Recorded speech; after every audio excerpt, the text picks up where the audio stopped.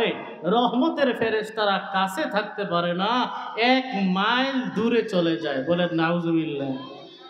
বলেন তো এই দুর্গন্ধ এটা কি টুথপেস্ট দিয়ে দূর করা যাবে? এটা কি ক্লোজআপ আর পেপসোডেন্ট দিয়ে দূর করা যাবে? এই দুর্গন্ধ মেসওয়াক করলেও দূর হবে না।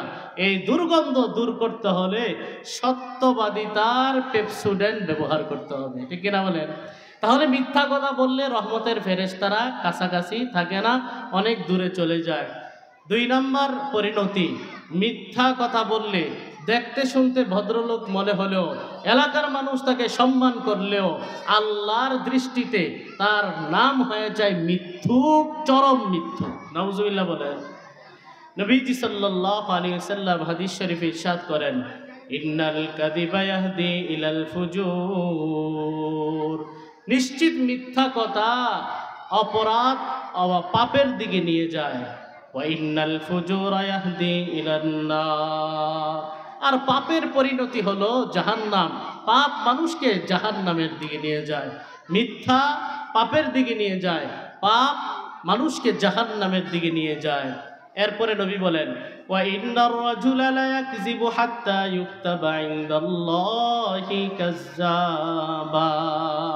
একটা মানুষ যখন সদা সর্বদা মিথ্যা কথা বলে, সকালেও মিথ্যা, বিকালেও মিথ্যা, সন্ধ্যায়ও মিথ্যা, কথা বললেই মিথ্যা কথা বলে, এমন যখন বদভ্যাস হয়ে যায়, নবী বলেন হাত্তা ইউকতাবা ইনদাল্লাহি কাযযাবা।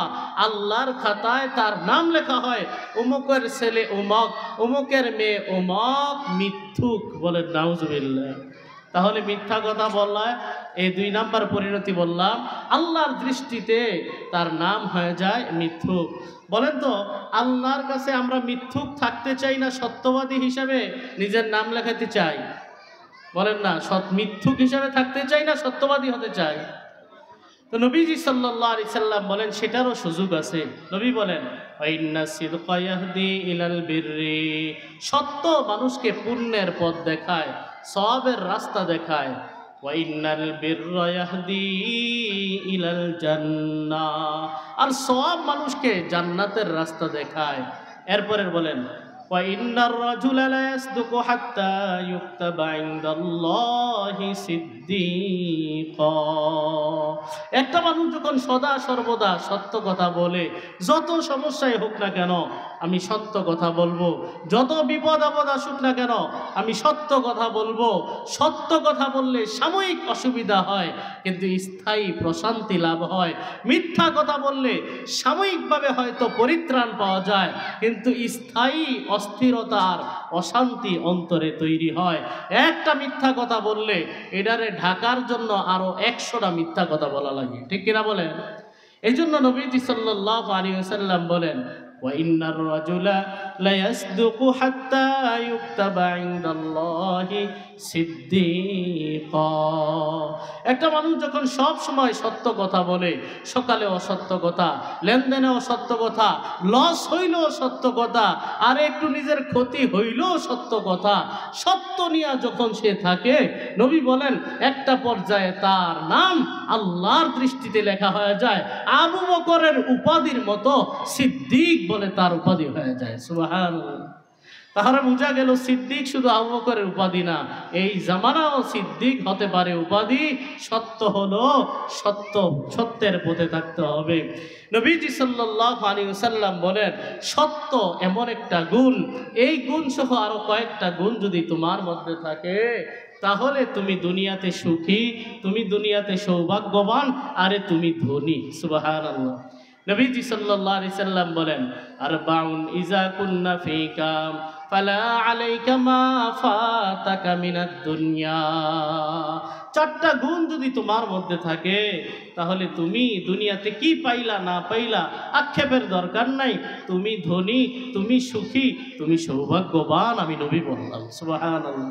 কয়টা গুণ বলেন তো? 4টা গুণ। 1 নাম্বার সিদকুল হাদিস, সত্য কথা বলা। 2 নাম্বার হিফজুল আমানা, আমানতের হেফাজত করা। 3 নাম্বার ইফাতু মাতআম, হালাল খাবার উদরস্ত করা। 4 নাম্বার হুসনুল খুলুক, চরিত্রটা সুন্দর করা। 4টা গুণ।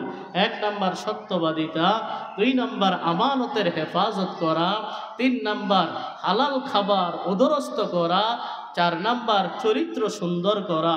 নবী বলেন যদি তুমি এই 4টা গুণ অর্জন করতে পারো, ফালা আলাইকা মা ফাতাকা মিনাদ দুনিয়া, দুনিয়ায় বাড়ি করতে পারলা আর না পারলা, পোলারে বিদেশ পাঠাইতে পারলা আর না পারলা, দুনিয়াতে যত আক্ষেপ অনুতাপ এর অভিযোগ থাকুক না কেন তোমার, আমি নবী বললাম আফসোস কইরো না, তুমি ধনী, তুমি সৌভাগ্যবান। সুবহানাল্লাহ।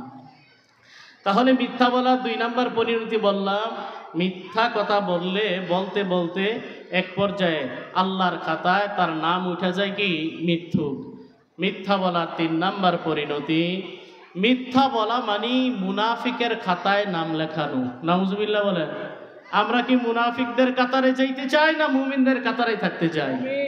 তাইলে 3 নাম্বার পরিণতি হলো মিথ্যা কথা বলা মানে মুনাফিকদের কাতারে নিজের নাম লেখানো। নবীজি সাল্লাল্লাহু আলাইহি ওয়াসাল্লাম হাদিস শরীফে ইরশাদ করেন, আয়াতুল মুনাফিকি সালাস, মুনাফিকের আলামত হলো 3টা। কয়টা বলেন না? কয়টা? 3টা আলামত। 1 নাম্বার ইজা হাদ্দাসা কাযাবা, কথা বললেই মিথ্যা কথা বললে। অনেক মানুষের বদ অভ্যাস আছে, কারণে হোক অকারণে হোক, প্রয়োজনে হোক অপ্রয়োজনে হোক, খালি মিথ্যা কথা বলে, খালি মিথ্যা, মানে মিথ্যা বইলেই উনি মজা পায়। আছে না নাই? এই মোবাইলটা বের হইয়া আরো মিথ্যা কথা অ্যাভেলেবেল হয়েছে, যে কি রে কই তুই, এখন হ্যাঁ যদি জানে যে আমি এখন অমুক জায়গায়, তাহলে রাগ করতে পারে অথবা কষ্ট পাইতে পারে, টুস করে কয়া দেয় আমি তো এখন অমুক জায়গায়। এটাও মিথ্যা কথা হলো কিনা? হ্যাঁ, আমরা দোকানদার যারা দেখি কারণে অকারণে মিথ্যা। আরে ভাই আমার তো কি নাই পড়ছে 50 টাকা, এখন একটু পরে দরদাম করতে করতে সেটা 40 টাকাও বিক্রি করে। তা আপনি কি লস দিয়ে বিক্রি করছেন? তার মানে আপনি লস দিয়ে বিক্রি করেন নাই, আপনার লাভও হয়েছে, ওদিক দিয়ে আপনি মিথ্যাও বলছেন। ঠিক কিনা বলেন? এই জন্য ব্যবসা বাণিজ্যের ক্ষেত্রেও বড় সতর্কতা থাকা দরকার। নবীজি সাল্লাল্লাহু আলাইহি সাল্লাম একবার বাজারে আসছেন, আয়েশা সাহাবায়ে কেরামকে, ব্যবসায়ী যারা আছে তাদেরকে ডাক দিলেন, ইয়া মাশারাত তুজ্জার, হে ব্যবসায়ীরা তোমরা একটু মনোযোগ দিয়ে শোনো। সবাই কান পাইতা কথা শুনতেছেন। নবীজি সাল্লাল্লাহু আলাইহি সাল্লাম বলেন, ইন্নাত তুজ্জারা ইউবআসুনা ইয়াউমাল কিয়ামাতি ফুজ্জারা।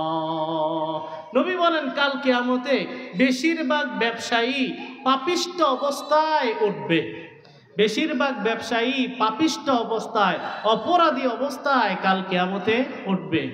ইল্লা মান ইত্তাকাল্লাহ ওয়া বাররা ওয়া সাদাকা, তবে যদি তাকওয়ার পথে চলে, সত্যবাদিতার পথে চলে, নেকের পথে চলে, তাদের মুআমালা ভিন্ন। তো বলছিলাম মুনাফিকের আলামত 3টা। 1 নাম্বার কথা বললে মিথ্যা বলে, ওয়াইদা তুমিনা খানা, আমানতের খেয়ানত করে, ওয়াইদা ওয়াদা আখলাফা, ওয়াদা দিলে ওয়াদা ভঙ্গ করে। আজকে আমাদের সমাজে এই অঙ্গীকার ভঙ্গ করা, ওয়াদা ভঙ্গ করার রসম আছে না নাই? মাশাআল্লাহ মাশাআল্লাহ। হযরতুল আল্লাহ মুফতি আরিফ জব্বার হাফিজাহুল্লাহ হযরত চলে এসেছেন। আপনারা যারা এদিক সেদিক রয়েছেন এখনো এলোমেলো ভাবে চলে আসেন, আমি এখনই শেষ করে দিব। হযরত ইনশাআল্লাহ অত্যন্ত গুরুত্বপূর্ণ আলোচনা করেন, অত্যন্ত চমৎকার আলোচনা করবেন, আপনারা শুনবেন ইনশাআল্লাহ। তো বলছিলাম মুনাফিকের আলামত কয়টা? 3টা। ইদা হাদ্দাসা কাযাবা, কথা বললে মিথ্যা কথা বলে, ওয়াইদা ওয়াদা আখলাফা, ওয়াদা করলে ভঙ্গ করে, ওয়াইদা তুমিনা খানা, আমানতের খেয়ানত করে। নবীজি সাল্লাল্লাহু আলাইহি সাল্লাম আরেক হাদিসে বলেন, আরবাউন মান কুন্না ফিহি কানা মুনাফিকান খালিসা। নবী বলেন 4টা স্বভাব বদ অভ্যাস যদি কারোর মধ্যে থাকে, এটা হলো টাটকা মুনাফিক। কি বলছেন? টাটকা। কানা মুনাফিকান খালিসা, বাংলা তর্জমা যদি করি যে এটা খালেস মুনাফিক, তো খালেসের বাংলা তো অনুবাদ কি করি আমরা? খালেস ঔষধালয়, খালেস খাঁটি, পিওর, বিশুদ্ধ। তো এটা তর্জমা কি হবে? কানা মুনাফিকান খালিসা, এটা হবে টাটকা মুনাফিক। কয়টা অভ্যাস? চারটা বদ অভ্যাস। এক নাম্বার, ইদা তুমিনা খানা, আমানতের খেয়ানত করে। ওইদা হাদ্দাসা কাযাবা, কথা বললে মিথ্যা কথা বলে। ওইদা আহাদা গাদারা, ওয়াদা দিলে ভঙ্গ করে। এই তিন কথা আগের হাদিসেও গেছে। আরেকটা বাড়বে এখানে, ওয়াইদা খাসামা ফাজারা, তর্কে লিপ্ত যখন হয়, একটু ঝগড়া হইলেই বাপ মা তুল্লা গালি শুরু করে। আরে ভাই, একসাথে চলতে গেলে দুইটা পাতিলে একটার সাথে আরেকটা লাগতেই পারে, এজন্য ঝগড়াঝাটি হইলেই গালি দিতে হবে, বাপ মার নাম তুল্লা গালি দেওয়া, এগুলা মুনাফিকের স্বভাব। কিসের স্বভাব? এই জন্য নবী বলেন এই চারটা বদ অভ্যাস যার মধ্যে আছে এটা হবে টাটকা মুনাফিক। এখন বলবে যে হুজুর আমার মধ্যে চারটা নাই, একটা আছে অথবা দুইটা আছে। নবী বলেন ওমান কানাত ফিহি খাসলাতুম মিনহুন কানাত খাসলাতুম মিনান নিফাক, যদি একটা বদ অভ্যাস থাকে তাহলে একটা পরিমাণ এই এক গুণ নেফাকি তার মধ্যে আছে। বলেন নাউজুবিল্লাহ। তাহলে বলছিলাম সংক্ষিপ্ত আলোচনায় মিথ্যা কথা বলার তিনটা পরিণতি বললাম।